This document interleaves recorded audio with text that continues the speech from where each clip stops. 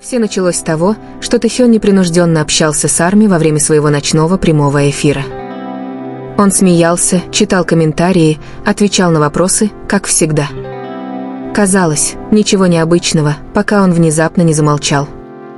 Тэхён на мгновение опустил взгляд, его улыбка немного померкла, когда он замешкался, словно решая, стоит ли ему говорить то, что у него на уме.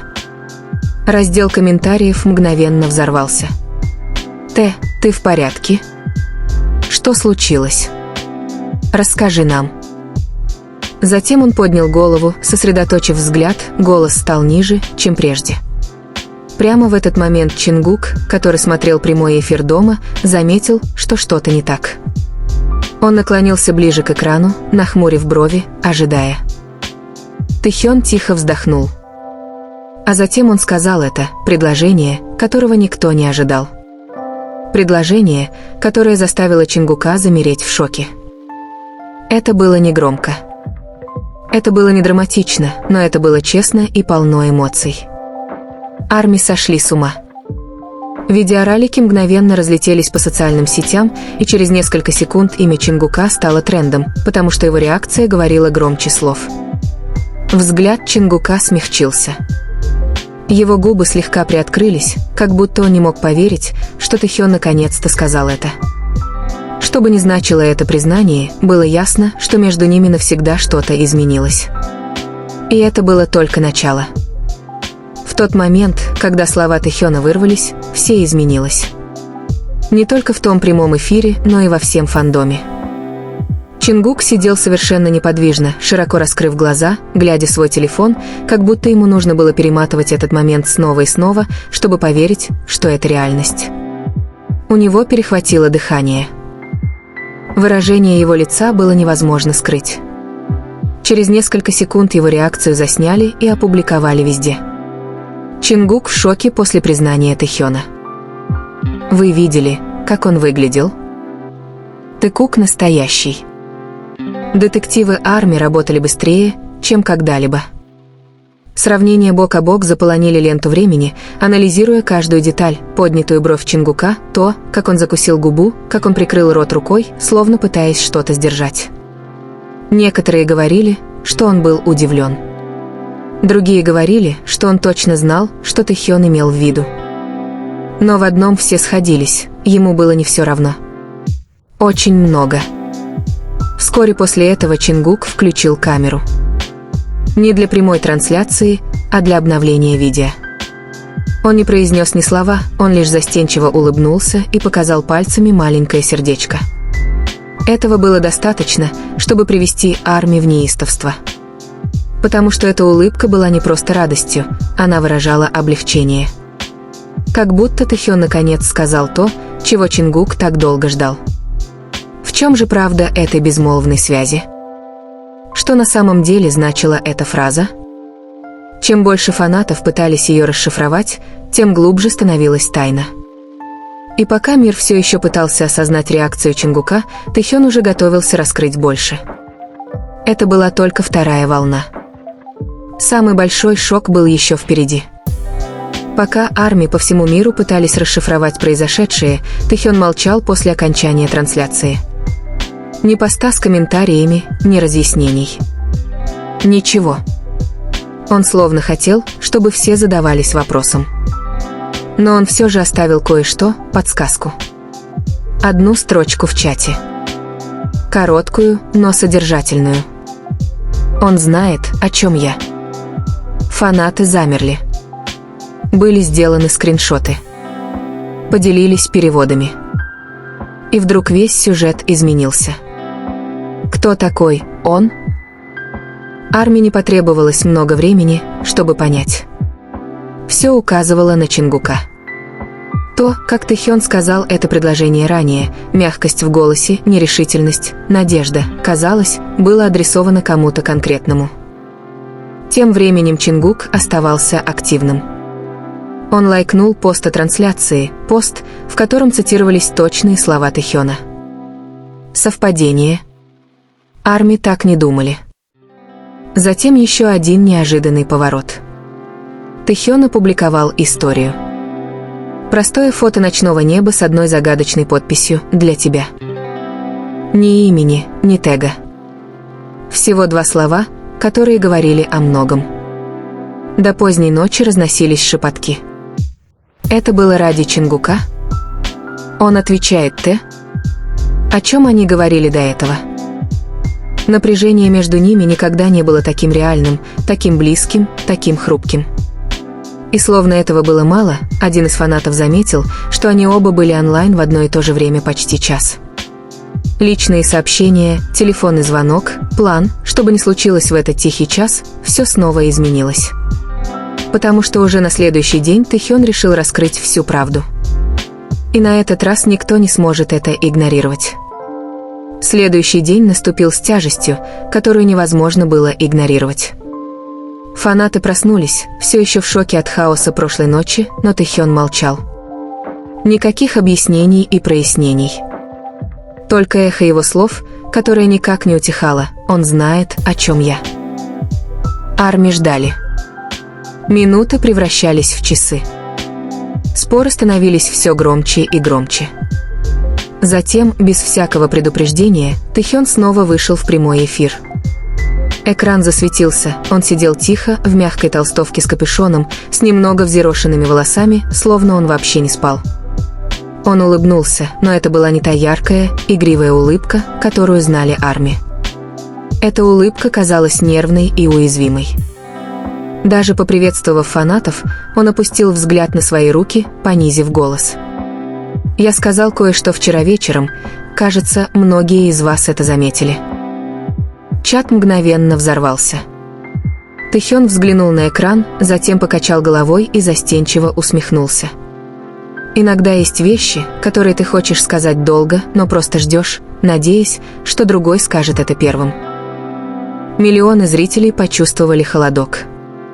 Он говорил о Чингуке? Тэхён продолжил, и его губы изогнулись в легкой задумчивой улыбке. Он смотрел прямой эфир. Конечно, смотрел. А потом мы поговорили. Раздел комментариев сошел с ума. Тэхён поднял взгляд, его глаза потеплели, светясь чем-то настоящим. Он понял меня, как всегда. Никаких имен. Никаких подробностей. Но все точно знали, кто такой он. Именно в тот момент, когда Арми казалось, что момент уже не может быть тяжелее, вверху экрана появилось уведомление. Чингук с кроличьим лицом смотрит прямую трансляцию. Тэхён сразу это заметил. Его выражение лица изменилось. Сначала тихий вздох, а затем самая мягкая, самая искренняя улыбка, такая, какая появляется только когда в комнату входит кто-то особенный. И на мгновение показалось, что весь мир исчез, оставив только их двоих в невысказанной правде, повисшей в воздухе. То, что Тэхён сказал дальше, вызвало бы гораздо больше шок, чем все, что было до этого. А реакция Чингука взорвала бы интернет. В тот момент, когда имя Чингука появилось на экране, Тэхён застыл. Не так, как вчера вечером, на этот раз он был полон адреналина. Он пытался продолжать говорить, но слова вдруг стали тяжелее. Арми заспамилили чат, Чингук здесь. Т, посмотри на него. Тэкук, живем вместе. Щеки Тэхёна слегка порозовели. Он тихонько прочистил горло. Он наблюдает, так что я буду тщательно подбирать слова. Даже через экран было слышно, как колотится его сердце. И как раз когда фанаты пытались успокоиться, Чингук присоединился к чату. Не приветствием, не эмодзи, а одним сообщением. «Я знаю». Глаза Тэхёна расширились, когда он снова прочитал комментарий. И на этот раз он улыбнулся так, будто больше не мог сдерживаться. Тишина была оглушительной, миллионы смотрели, не в силах дышать. Тэхён наконец заговорил. «Тогда ты тоже знаешь, почему я это сказал». От Чингука выскочило еще одно сообщение: «Скажи чётче, Хён». Вызов. Напряжение. Электричество.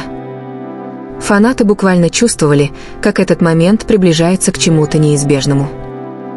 Тэхён наклонился ближе к камере, его глаза сияли честностью. «Перестань заставлять меня совершать все эти смелые поступки». Чат взорвался хаосом. Все кричали, все плакали, все уже нажимали на повтор. Но тут Чингук отправил сообщение, которое разорвало мир: «Я приду». У Тэхёна перехватило дыхание. Он отвел взгляд. Нервный смешок вырвался из груди. Прямо сейчас? Никакого ответа. Секунды шли, каждая громче предыдущей. Затем раздался звонок в дверь Тэхёна. В комнате воцарилась тишина. Тэхён повернул голову к двери, широко раскрыв глаза от шока. Миллионы наблюдавших затаили дыхание вместе с ним. Он медленно встал, почти боясь поверить в произошедшее. Его босые ноги мягко ступали по полу. Каждый шаг был неуверенным, но отчаянным. Тэхён добрался до двери. Его рука замерла на ручке. Он на мгновение замялся, а затем снова посмотрел на свой телефон, как бы спрашивая про себя: «Неужели мне действительно стоит делать это перед всеми?» Разговор превратился в ураган. «Открой». Чжи Ким, там, о боже. Тэгук, момент в прямом эфире. С дрожащим выдохом Тэхён повернул ручку. Дверь приоткрылась совсем немного, достаточно, чтобы свет из коридора проник в комнату. И тут послышался знакомый голос. «Т». Это был он. Чингук вошел, натянув толстовку, дыша часто, словно бежал всю дорогу. Их взгляды встретились ошеломленные, эмоциональные, испуганные, с облегчением. Губы Тэхёна приоткрылись, он не мог говорить. Чингук нервно рассмеялся себе под нос, потирая рукой затылок. «Если ты продолжишь говорить такие вещи, мне придется прийти». Напряжение было электрическим, грубым, неприкрытым, настоящим. Тэхён прошептал: «Ты действительно пришел». Взгляд Чингука смягчился. «Ты просил меня понять, и я понимаю. Но иногда мне хочется, чтобы ты сказал мне это прямо». Чат был в полном разгаре: слезы, крики, документирование истории. Тэхён взглянул на телефон, внезапно вспомнив миллионы наблюдавших. Чингук проследил за его взглядом. «Выключи». Его голос был тихим, серьезным, но мягким. «Некоторые вещи не для всех». Тэхён не двигался. Он просто смотрел на Чингука со страхом и тоской, переплетенными воедино. Наконец, Тэхён потянулся к экрану. Последнее изображение, которое увидели зрители: Чингук подходит ближе, их силуэты почти соприкасаются. Рука Тэхёна дрожала, когда он завершал прямую трансляцию. Щелк. Экран потемнел. Интернет взорвался. Но за этим черным экраном началась настоящая история. Тишина после того, как экран потемнел, была громче любого крика. Телефон Тэхёна лежал экраном вниз на столе, уведомления гудели, как далекий гром, но никто из них не пошевелился, чтобы проверить. Чингук стоял всего в нескольких шагах от него, достаточно близко, чтобы Тэхён видел, как быстро поднимается и опускается его грудь. Какое-то время они молчали. Не было ни камер, ни комментариев, ни зрителей. Только они. Чингук медленно шагнул вперед. «Знаешь, сколько я ждал?» – прошептал он. «Чтобы услышать от тебя такое». Тэхён сглотнул, голос был едва слышен. «Я боялся». Взгляд Чингука смягчился, но его разочарование было болезненно явным. «Боялся чего?» «Того, что я сбегу. Того, что я не буду чувствовать то же самое». Тэхён опустил взгляд, скрывая страх. Боялся, что произнесенное вслух может погубить нас. Чингук протянул руку и нежно приподнял подбородок Тэхёна, так что их взгляды встретились. «Тэ, ты никогда не сможешь нас погубить». Слова дрожали между ними, хрупкие, но искренние. Тэхён прерывисто выдохнул, его защита рухнула. «Все, что я сказал прошлой ночью, это было о тебе. Это всегда был ты. У Чингука перехватило дыхание. Годами невысказанные чувства возводили между ними стены. Сегодня вечером эти стены наконец рухнули. Чингук прошептал: «Тогда больше не прячься». Тэхён шагнул вперед, сокращая оставшееся расстояние. Их лбы соприкоснулись, тихо, интимно, обещание. Мир снаружи кричал, но в этой комнате все было спокойно. Голос Чингука смягчился улыбкой. «Мы разберемся с хаосом завтра. Просто остаться со мной сегодня ночью». Тэхён кивнул. И впервые за долгое время он позволил себе выбрать то, чего желало его сердце: ни славу, ни страх, ни ожидания. Никаких сенсационных монтажных приемов. Никакой драматической музыки. Просто тишина. А тишина пробуждает воображение. В онлайн-пространстве фанаты начинают соединять точки: старые интервью, прошлые взгляды, забытые комментарии. Моменты, которые когда-то игнорировались, теперь кажутся значимыми. Это беспокойство или одержимость? Понимание или давление? В офисе кто-то бормочет: «Зачем вообще существуют такие записи?» Это порождает другой вопрос. Сколько личных моментов хранится где-то, ожидая своего раскрытия? И за этим хаосом скрывается самый личный вопрос из всех. Что чувствуют Чингук и Тэхён, зная, что момент, который они считали безопасным, теперь наблюдают миллионы? Чувствуют ли они себя преданными? Разоблаченными? Или подавленными ожиданиями, на которые они никогда не соглашались? Камера фиксирует все. Никаких фильтров. Никаких инструкций. И теперь весь мир наблюдает. Так где же проходит черта? И когда она была пересечена? Если бы вы были на месте HYBE, что бы вы сделали? А если бы вы были в зале, какой выбор действительно уважает людей, которых вы поддерживаете? Но один вопрос остается без ответа. Кто нажал кнопку загрузки? Внутренние расследования указывают не на кумира или режиссера, а на небольшой, ранее неизвестный аккаунт. Электронное письмо. Имя пользователя. Отметка времени. Негромкое имя. Невлиятельная фанбаза. Просто кто-то, внезапно оказавшийся в центре глобальной бури. Это работа одного человека или лишь видимая поверхность чего-то гораздо более структурированного под ней? Команда цифровой безопасности работает рука об руку с юридическим отделом и отделом коммуникаций. Напряжение наполняет каждый уголок комнаты. В одном углу кто-то медленно выдыхает. И история еще далека от завершения. В углу комнаты кто-то слегка отодвинул стул, словно нуждаясь в дистанции от экрана, на котором постоянно воспроизводилось видео. Звука не было слышно, но напряжение было ощутимо, громче крика. На экране тикали секунды, в то время как в реальном мире время, казалось, остановилось. За пределами офисного здания сеульская ночь продолжала течь, как обычно. Уличные фонари горели. Круглосуточное кафе все еще работало. Но внутри переговорной комнаты все понимали, что даже небольшая ошибка может оставить неизгладимый след. Никто не осмеливался произнести вслух слова «устранение последствий», но все знали, что именно с этим им предстоит столкнуться. Тем временем, в своих отдельных комнатах, Чингук и Тэхён получили одну и ту же новость разными способами. Текстовое сообщение. Несколько пропущенных звонков.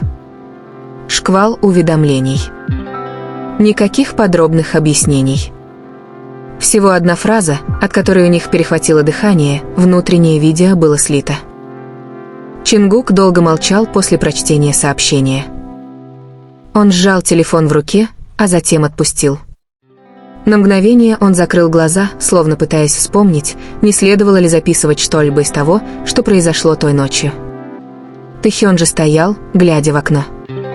Его отражение в стекле было спокойным, но челюсть сжата, признак того, что его мысли неслись куда угодно, только не в спокойном направлении. В ту ночь между ними не было никакого разговора. Ни звонков.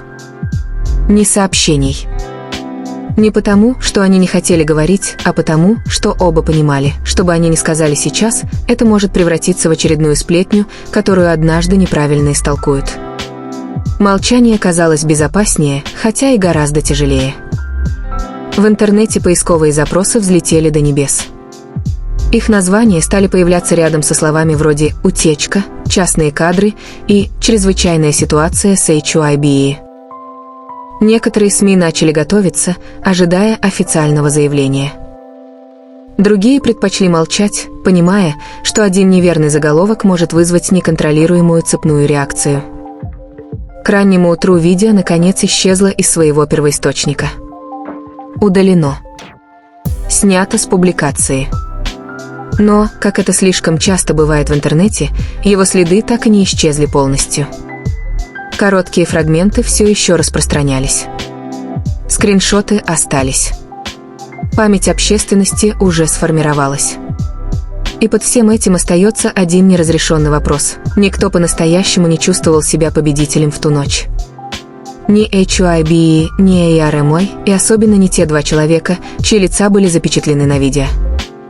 Потому что иногда самое опасное – это не раскрытые секреты, а осознание того, что грань между тем, что допустимо видеть, и тем, что следует защищать, сместилась и, возможно, никогда не вернется в исходное положение.